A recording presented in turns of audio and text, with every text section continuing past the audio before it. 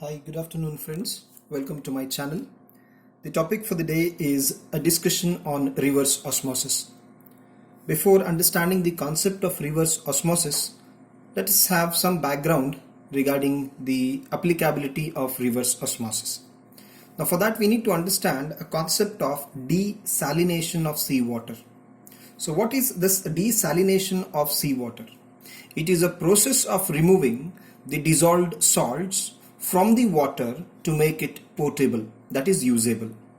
Now, the fresh water has a TDS of less than 100 milligram per liter, whereas the seawater, also called as brackish water, has a TDS, that is total dissolved salt count, of about 1000 to 3500 milligram per liter. There are various ways in which the dissolved salts from the seawater are removed. And one among them is the topic of today's discussion, that is reverse osmosis or RO. So before understanding the concept of reverse osmosis, we should have an idea of what exactly is osmosis. Now friends, osmosis is movement of ions, basically the solvent ions, from their higher concentration to their lower concentration across a semi-permeable membrane.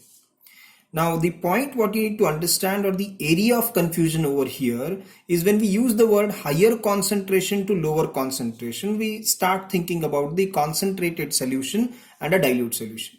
Now I'll repeat the sentence again so that you can understand the point very clearly. It is the movement of ions from their higher concentration, that is the concentration of solvent should be high, to their lower concentration, that is the concentration of solvent should be low. That means it is the movement of solvent molecules from a dilute solution to a concentrated solution. I hope the point is very much clear across a semi-permeable membrane. Now I have shown a simple diagram of the osmosis over here. You can see the small dots. They represent the water molecules, pure water, and the other section we have got red dots in that represent sucrose molecule, or you can take sugar molecule. So I've got a sugar solution over here and I've got a plain water over here. So this happens to be a dilute solution where the concentration of solvent molecules, that is water molecules, is high. And I have got one more solution where the concentration of solvent molecule is less. That's why what is osmosis? Movement of solvent molecules from their higher concentration to their lower concentration across a semi-permeable or a selectively permeable membrane. Now, can we reverse the process? The answer for that is yes. Now, how can I reverse the process? Now, in order to understand the reversal of the process, now understand the entire concept again. Water moves from its higher concentration, that is from a dilute solution, to its lower concentration, that is a concentrated solution, generating a certain amount of pressure. Now if I apply the same amount of pressure from the other end, I can stop this phenomena of osmosis. And the pressure just required to stop the phenomena of osmosis is called as osmotic pressure.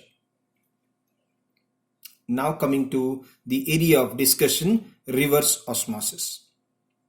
Now the principle behind reverse osmosis is, if an hydrostatic pressure greater than that of an osmotic pressure is applied on the concentrated solution, then the solvent molecules are forced to move from the concentrated solution, that means where the concentration of solvent or water is low, to the dilute solution where the concentration of solvent or water is high. So in order to understand that more clearly, let me have a clipping for you all. So it is a reverse osmosis phenomena done at Adelaide desalination plant. This is the view of the Adelaide desalination plant. The RO technology that has been applied over here. Now, this clipping will show you the phenomena of osmosis where the water, pure water, and we have got a salt solution separated by a semi-permeable membrane. Now, in order to have an equilibrium between the concentrations, these moving molecules are salt molecules over here. So in the normal phenomena of osmosis, the water molecule move from their higher concentration to their lower concentration. That is from a dilute solution to a concentrated solution across a semi-permeable membrane. It's a normal phenomena of osmosis.